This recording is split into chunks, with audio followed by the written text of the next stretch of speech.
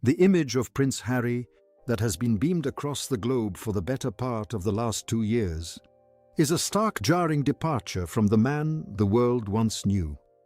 If you look closely at the footage from his recent appearances, there is a pervasive sense of simmering anger, a downward turn of the mouth and eyes that seem to be constantly searching for an enemy that isn't there. It is a haunting transformation for the man who was once the undisputed golden boy of the House of Windsor. Just a few short years ago, Harry was the royal who made everyone smile. He was the larky prince, the one who cracked jokes with world leaders, hugged veterans until their ribs creaked, and looked genuinely thrilled to be in the service of his country. He was the man who felt most at home in the dust of Africa or the cockpits of the military.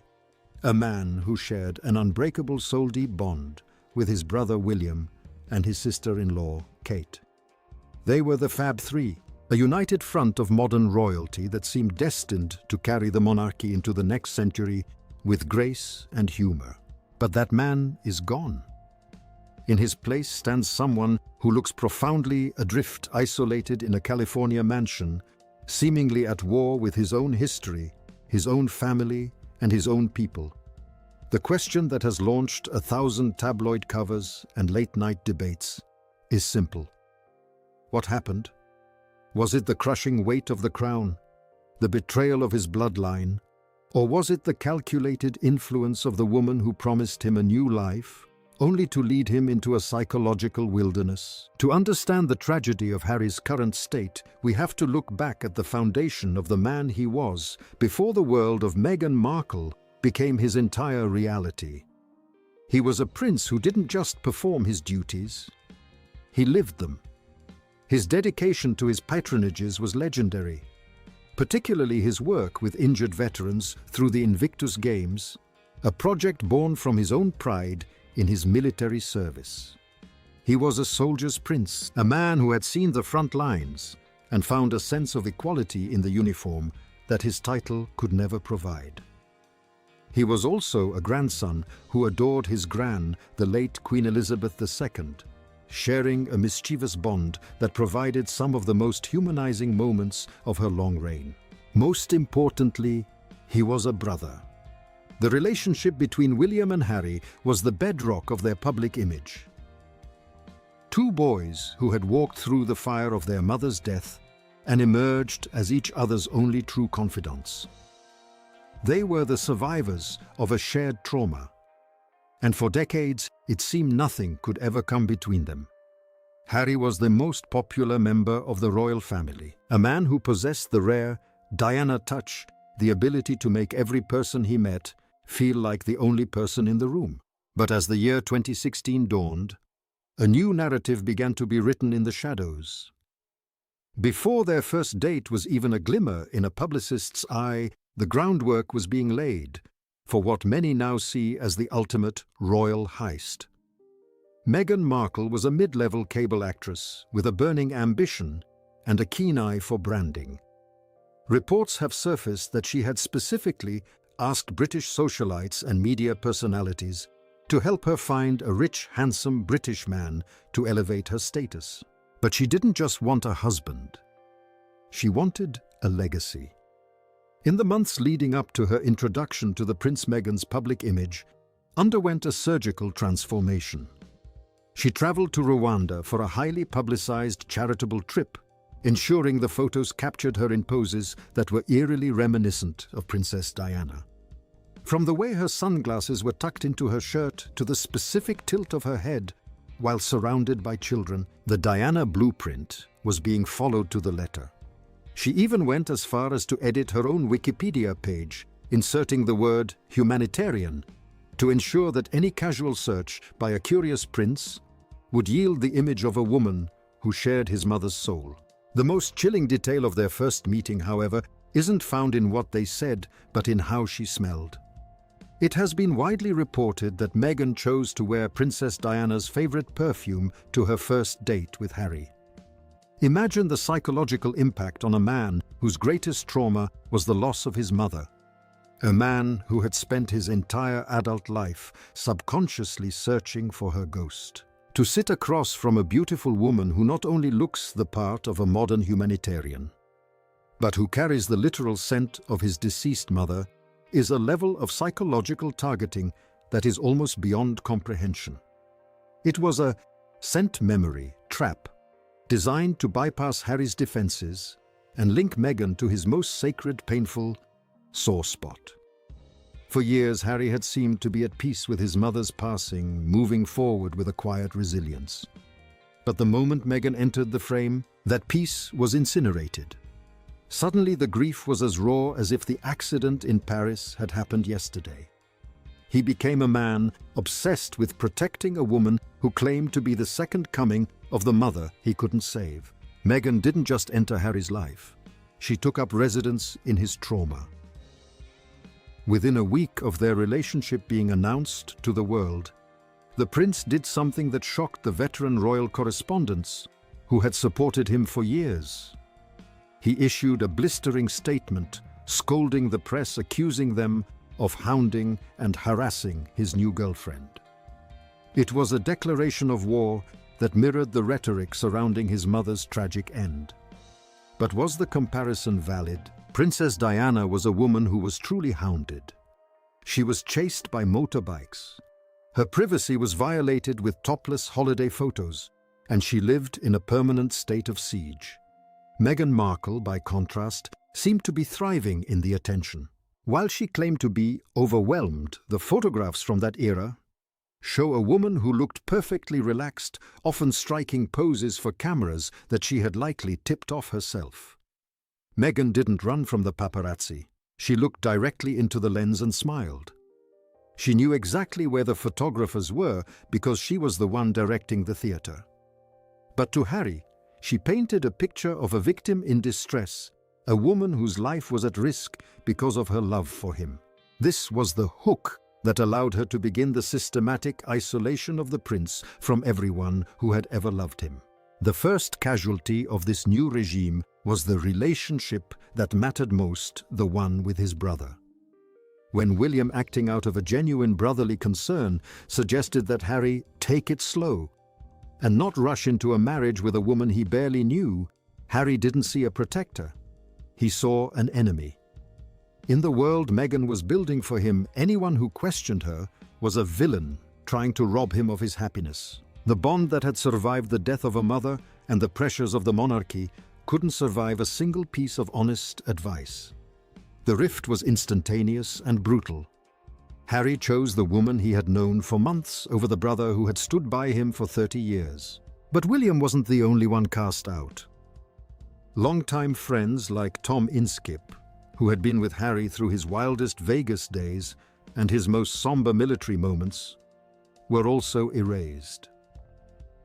When Inskip warned Harry about Meghan's divisive nature allegedly, after Meghan had crashed Inskip's own wedding in Jamaica, to stage a dramatic reconciliation with Harry, after a brief breakup, he was unceremoniously dumped from the inner circle. The message was clear in the new world order of the Sussexes. Loyalty to Meghan was the only currency accepted. Perhaps the most tragic break, however, was with the British people themselves. The relationship between the royals and the public is a sacred, unwritten contract, a grand bargain where the people provide the funding for a lavish lifestyle in exchange for the family sharing their most momentous life events. For decades, Harry was the darling of the nation. But as Meghan's influence took hold, that contract was torn to shreds. The birth of their son Archie became a flashpoint of resentment, breaking centuries of tradition. The couple refused to share a due date announced labor only an hour before the birth and denied the public the traditional hospital steps photo. They took the people's money for a multi-million-dollar wedding and a renovation of Frogmore Cottage. But they refused to share the joy that was supposed to be the people's dividend. Harry justified this secrecy by claiming the public hated Meghan because of her race and background, a narrative that was patently false. The British public was initially thrilled by the inclusion of a biracial American woman, seeing it as the ultimate modernization of the monarchy. But Meghan needed to be the victim. If she wasn't being persecuted, she didn't have the leverage to pull Harry away from his home. The result of this systematic isolation is the Harry we see today. A man who has given up his military titles, his home, his family, and his country for a freedom that looks suspiciously like a cage. They moved across the Atlantic, settling in the high-walled enclave of Montecito, far from the support systems that had kept Harry grounded for 30 years. In this new environment, Harry is entirely dependent on Meghan for his sense of reality. When you have no one else to talk to, no one to offer a differing perspective, you eventually start believing the alternate facts of the person holding the leash. He has become the primary soldier in Meghan's war for fulfillment, appearing in documentaries and writing memoirs that do nothing but burn the bridges behind him. The tragedy is that the Romeo and Juliet narrative they sold the world, the idea of a man sacrificing everything for love, is a pile of smoke and mirrors. True love doesn't require you to incinerate your history or spit on your grandmother's legacy. True love should bring you closer to your world, not strip you of your identity until you are nothing but a +1 on a red carpet. The body language between the two has undergone a chilling evolution as the Montecito dream has begun to sour. In the early days, they were the picture of sweetness, constantly touching, holding hands, and gazing into each other's eyes with a sickeningly sweet devotion. But look at the more recent footage. The adoring gazes have been replaced by looks of visible annoyance. Harry often looks like a man who is realizing the high cost of his choices, while Meghan's expressions have hardened into a mask of professional performance. The risk of giving up your entire world for one person is that if that relationship falters, you have nowhere to go. You are trapped in the ruins of your own making. Harry is now a man without a country, and increasingly a man who looks like he is losing his place in the very marriage he sacrificed everything to protect.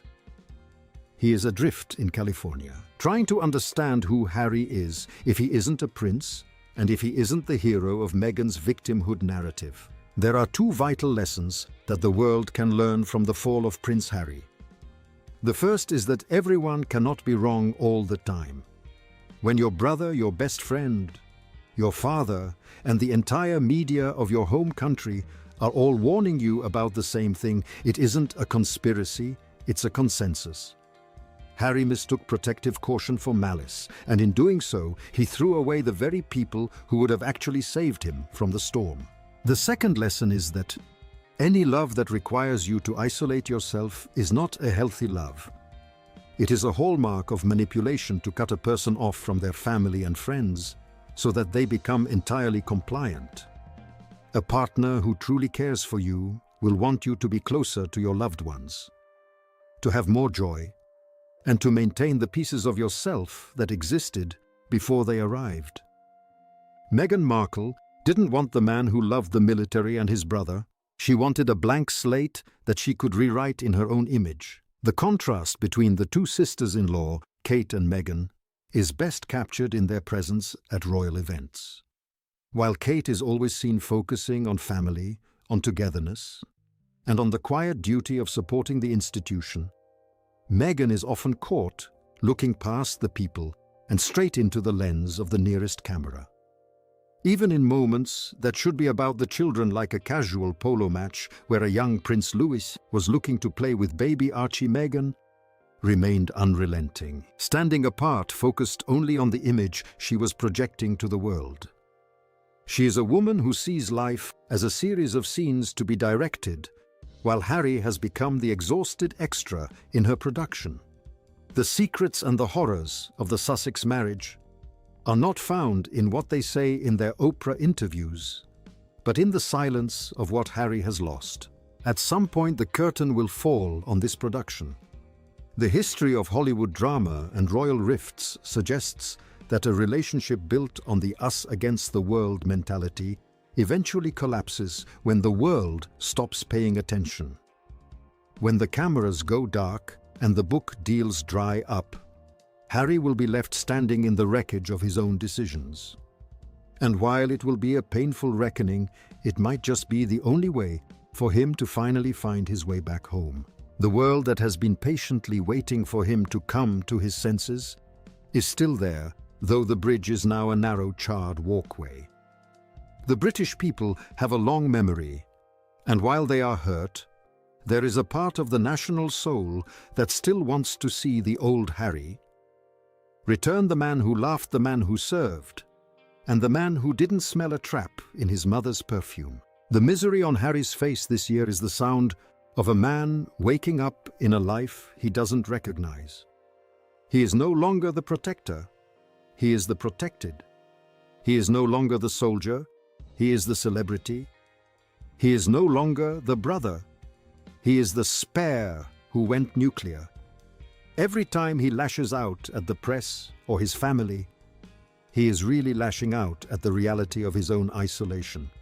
Meghan Markle may have promised him a fairy tale, but she delivered a gilded prison where the only visitor is the ghost of a mother she forced him to relive. The final sentence for the Sussexes hasn't been handed down yet, but the ink is starting to dry.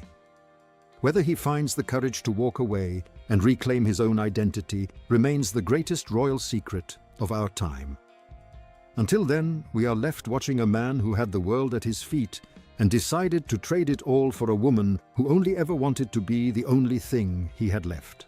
The impact of this transformation on the monarchy itself cannot be overstated. By weaponizing his own family's history, Harry hasn't just hurt his brother or his father, he has shaken the very foundation of the firm.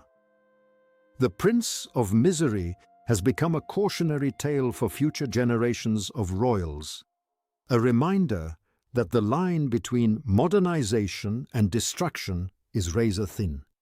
As we look forward to the next chapter of this saga, the question isn't whether Harry will be happy, it's whether he will ever be whole again.